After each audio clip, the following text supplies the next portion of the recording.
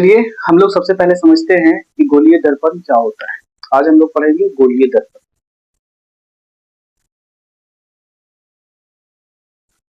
गोलीय दर्पण, तो यहाँ पे देखिए कि गोलीय दर्पण होता क्या है। तो गोलीय दर्पण एक खोखले गोले का भाग होता है। जैसे मान लिया जाए कि इस तरह से हम लोग ले लेते हैं एक खोखला गोला, और ये होता है पारदर्शी पदार्थ। क्या होता है? पारदर्शी पदार्थ। अब देखिए जब ये खोखला गोला है तो इसको अगर हम लोग इसके दो भाग में अगर बांटते हैं, देखिए इस तरह से, ठीक है। तो अगर अंदर के भाग को अगर रखते हैं तो उसको हम लोग क्या कहते हैं? उसको हम लोग कहते हैं, जब अंदर के भाग को रंगा जाता है और परावर्तक सतह बाहर होता है तो इसको हम लोग कहते हैं उत्तल दर्पण। उत्तल दर्पण। इसी तरीके से इसके भाग को अगर हम लोग लेते हैं और बाहर की ओर रंग देते हैं, यानी परावर्तक सतह क्या होगा? अंदर की ओर होगा। परावर्तक सतह अंदर की ओर होगा, तो इसको हम लोग क्या कहेंगे? इसको हम लोग कहेंगे अवतल दर्पण। तो सबसे पहले क्या बोले कि जो गोलीय दर्पण होता है वो एक खोखले गोले का भाग होता है, और वो खोखला गोला जो होता है वो पारदर्शी होता है। ठीक है, अच्छा। तो गोलीय दर्पण क्या होता है? तो ये खोखला गोला का भाग होता है। ठीक है, अब इसके भाग को जब परावर्तक सतह बाहर की ओर उभरा हुआ, परावर्तक सतह बाहर की ओर उभरा, बाहर की ओर उभरा, जैसे इसमें देख लीजिए इसका एक भाग ली और उसको क्या किए कि बाहर ये इधर रंग दिए, तो इसका परावर्तक सतह क्या हुआ? ये वाला। तो ये वाला अगर प्रवर्तक सतह है तो वो क्या है? बाहर की ओर उभरा हुआ है। तो जब प्रवर्तक सतह बाहर की ओर उभरा हुआ रहेगा तो उसको हम लोग कहेंगे उत्तल दर्पण। और प्रवर्तक सतह अंदर की ओर धंसा हुआ रहेगा तो प्रवर्तक सतह अंदर की ओर अगर धंसा, अंदर की ओर धंसा, ठीक है, जब अंदर की ओर धंसा हुआ रहेगा तो इसको हम लोग कहेंगे अवतल दर्पण। चलिए इससे जुड़ी हुई कुछ बातें जानते हैं। अब देखिए जब गोला है तो क्या होगा? केंद्र होगा।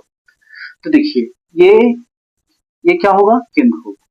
तो देखिए कर्व अगर अगर ये मुड़ा हुआ अंदर की ओर धंसा हुआ ये इधर की ओर है तो इसका आपका केंद्र क्या होगा? इस तरफ। और इसका केंद्र क्या होगा? इस तरफ। तो जो गोला होता है उसके केंद्र को हम लोग सी से लिखते हैं, ठीक है, केंद्र को, और उसको हम लोग कहते हैं वक्रता केंद्र। क्या कहते हैं? वक्रता केंद्र। अच्छा, जब ये गोला है तो इसके त्रिज्या को हम लोग क्या कहेंगे? इसके त्रिज्या को बड़ा आर से लिखेंगे। केंद्र को हमेशा आप लोग कैपिटल सी यानी बड़ा सी से लिखेगा, और ये त्रिज्या त्रिज्या को क्या कहेंगे? आर से लिखेंगे, और इसको हम लोग बोलेंगे वक्रता त्रिज्या।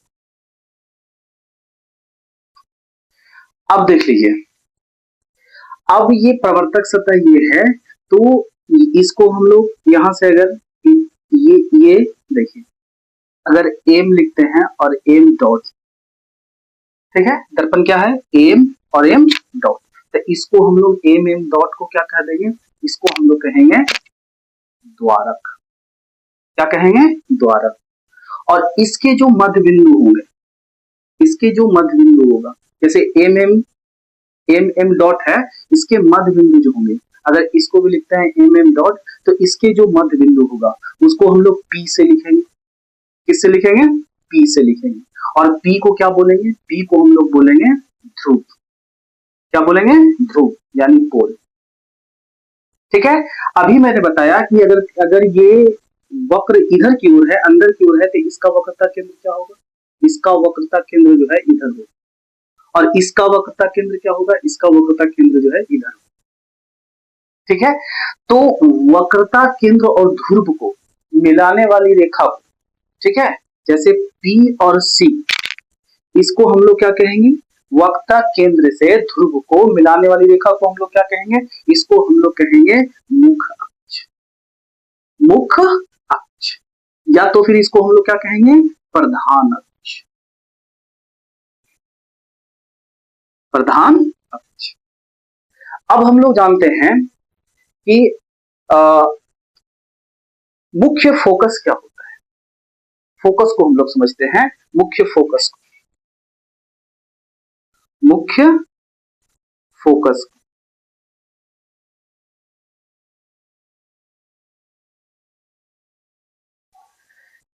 ठीक है, तो मुख्य फोकस क्या होता है? जैसे मान लिया जाए कि ये आपका दिया हुआ है अवतल दर्पण, ये अवतल दर्पण दिया हुआ है,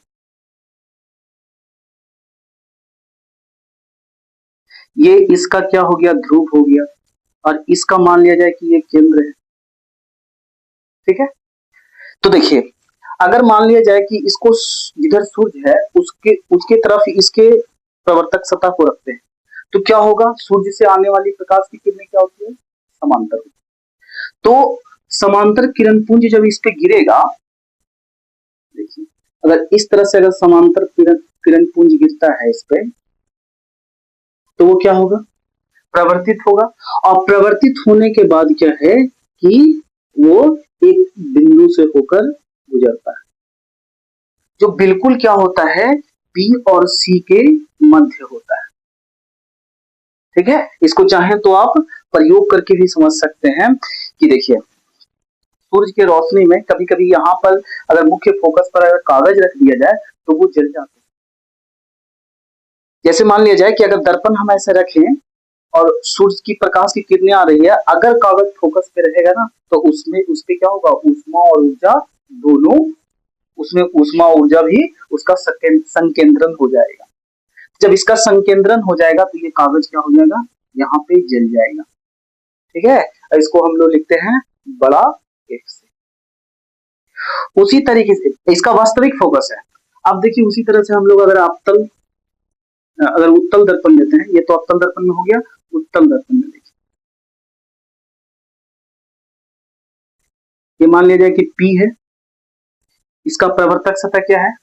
इधर है, बाहर की ओर उगा हुआ है। अब यहां से अगर मान लिया जाए कि समांतर किरणें आएगी और इस पे पड़ेगी, तो पड़ने के बाद क्या होगा? ये इधर ही से लौट जाए, मगर हमें क्या प्रतीत होगा? ये यहां से आ रहा था और ये किरण यहां से आ रहा, तो एक बिंदु पर ये मिलता हुआ दिखाई देगा, इसका केंद्र इधर हो जाएगा। ठीक है, तो हम लोग इसको क्या कर, मुख्य फोकस क्या हो गया? ये गोलीय दर्पण पे, गोलीय दर्पण पे, ठीक है, मुख्य फोकस उसके प्रधान अक्ष पर एक बिंदु है, प्रधान अक्ष पर बिंदु है, जहां दर्पण, जहां मुख्य अक्ष के समांतर आने वाली प्रकाश की किरणें वाली प्रकाश की किरणें दर्पण से प्रवर्तन के बाद, प्रवर्तन के बाद अगर अवतल हो तो मुख्य फोकस पे मिलेगी, और अगर उत्तल हो तो मिलती हुई प्रतीत हुई। तो प्रधान अक्ष पर वह बिंदु है जहां मुख्य अक्ष के समांतर आने वाली प्रकाश की किरणें दर्पण से प्रवर्तन के बाद मिलती है या मिलती हुई प्रतीत होती है, मिलती है या मिलती हुई प्रतीत होती है, प्रतीत होती है। अवतल रहेगा मिल जाएगा, और उत्तल रहेगा तो मिलता हुआ प्रतीत होगा। एक बात ध्यान रखिएगा कि इसे जो है ना, इसे अंग्रेजी के बड़े अक्षर द्वारा सूचित किया जाता है, किया जाता है। अब देख लीजिए, एफ जो है, पी से एफ की दूरी, पी से एफ की दूरी को क्या कहते हैं हम लोग? फोकस दूरी। देखिए फोकस दूरी क्या है? फोकस दूरी। तो पी से एफ की दूरी को हम लोग क्या कहते हैं? फोकस दूरी कहते हैं। ठीक है, और इसे जो है, इसे स्मॉल एफ से सूचित किया जाता है, सूचित किया जाता है। अगर अगर बड़ा एफ रहेगा अंग्रेजी का तो समझिएगा कि वो मुख्य फोकस है, और अगर छोटा एफ है तो वो क्या हो जाएगा? फोकस दूरी। इसका अगर एसआई मात्रक की बात किया जाए तो इसका एसआई मात्रक क्या हो जाएगा? वो मीटर। ठीक है, अब देखिए हम लोग देखते हैं कि वक्रता त्रिज्या और फोकस दूरी में क्या संबंध है। वक्रता त्रिज्या बताएं, अगर गोला का भाग है तो उसके त्रिज्या को हम लोग वक्रता त्रिज्या कहते हैं, और फोकस दूरी क्या हो गया? पी से एफ की दूरी यानी ध्रुव से मुख्य फोकस की दूरी को हम लोग क्या कहते हैं? फोकस दूरी। यानी पी एफ को हम लोग क्या कहेंगे? फोकस दूरी, और उसको छोटा एफ से सूचित करेंगे, और ऐसा ही मात्रक होता है। इसे कई बार ऑब्जेक्टिव प्रश्न बनते हैं। देखिए संबंध से, एफ और आर में संबंध, क्या संबंध है? एफ और में क्या संबंध होते हैं? तो एफ जो होता है स्मॉल एफ, एफ जो होता है छोटा एफ, वो आर के बिल्कुल आधा होता है। यानी जो मुख्य फोकस है वो वक्रता त्रिज्या की क्या होता है? आधा। अब देखिए यहां पर आपको मैं दिखा देता हूं। देखिए आधा होता है, जैसे मान लिया जाए कि देखिए, मान लीजिए एक दर्पण ले लिए, और ये क्या है? कभी कभी ये लघु उत्तरीय प्रश्न में इसको पूछा जाता है, इसको दिखाइए कि एफ जो होता है वो वक्रता त्रिज्या का आधा होता है। तो यहां पर देखिए या फिर कभी कभी डायरेक्ट आपको क्या कहेगा, गोली दर्पण का अगर त्रिज्या दिया हुआ है तो कहेगा कि फोकस दूरी निकालिए। ऑब्जेक्टिव प्रश्न में ये एक नंबर में पूछ लिया जाता है। अब यहां पर देखिए कि ये क्या हो गया? एम एम डैश को हम डैश को हम लोग क्या ले लेते हैं? ये मान लिया जाए एम एम डैश वो आपका क्या है? इसका द्वारक है अवतल दर्पण। अब देखिए ये प्रधान अक्ष है, प्रधान अक्ष क्या बताएं? ये पी से सी की दूरी, यानी ध्रुव से वक्ता केंद्र की दूरी। अब मान लिया जाए कि एक किरण इसके समांतर आ रहा है, मुख्य अक्ष के समांतर आ रहा है। मान लिया जाए कि ए और पी इसके समांतर आ रहा है, और ये दर्पण से परावर्तन के बाद कहां से जाएगा? तो एफ से जाएगा, एफ से। ठीक है, तो हम लोग जानते हैं कि जो ये वक्ता केंद्र से जो किरणें जाती है वो क्या होता है? लंब होता है। ध्यान रखिएगा, वक्ता केंद्र से जाने वाली किरणें क्या होता है? दर्पण पे लंब होता है। कहीं पर लिख लीजिए, वक्ता केंद्र से जाने वाली किरणें दर्पण पर लंबवत होता है।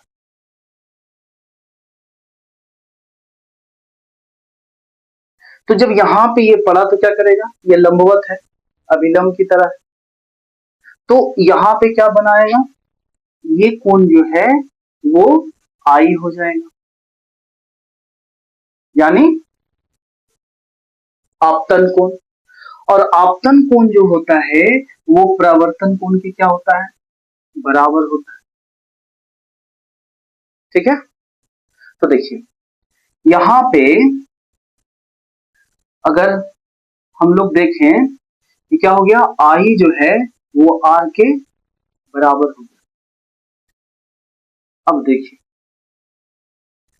यहाँ पे एपी क्या है, पीसी के समांतर है। देखिए यहाँ पे एपी जो है, एपी पीसी के समांतर है। अभी मैं बोला कि समांतर, ये किरण क्या है, वो कक्ष के समांतर दर्पण पे पड़ गई। तो एपी क्या है, पीसी के समांतर है। तो यहाँ पे क्या हो जाएगा, हम लोग लिख सकते हैं कि अगर एपी पीसी के समांतर है तो यह कोण एपीसी बराबर कोण हो जाएगा पीसी। अच्छा, यहाँ पर देखिए थोड़ा सा, इसको हम बी ले लेते हैं। क्या लेते हैं, बी। देखिए पी तो ध्रुव है ना, इसको हम लोग क्या ले लेते हैं, बी। तो यहाँ पे अगर ए बी जो है वो पीसी के समांतर है, तो पीसी के समांतर है तो ए बी सी बराबर क्या हो जाएगा, बी सी पी के। क्यों, मैं बताता हूं। क्योंकि जब दो समांतर किरण हो और उसको कोई एक तिर्यक छेदी रेखा काटेगा तो क्या होगा, एकांतर कोण समांतर होगा। तो यहां पर क्या हो गया, एकांतर कोण ये है, इसलिए क्या हो जाएगा, एकांतर कोण बराबर हो जाएगा। ठीक है, तो यहां पर देख लीजिए अब कि हम क्या जानते हैं, प्रवर्तन के नियम से। प्रवर्तन के नियम से प्रवर्तन के नियम से क्या जानते हैं कि आई जो होता है वो आर के बराबर होता है। अभी मैं बताया कि ये वाला कोण क्या है, ये वाला कोण आई है, तो ये भी आई हो जाएगा। तो ये कोण आई है तो ये भी आई हो जाएगा एकांतर कोण से। तो यहाँ पर देख लीजिए ये दो कोण बराबर हो जा रहा है, यानी कहने का मतलब है कि त्रिभुज बी सी एफ क्या है, समद्विबाहु त्रिभुज। समद्विबाहु त्रिभुज है।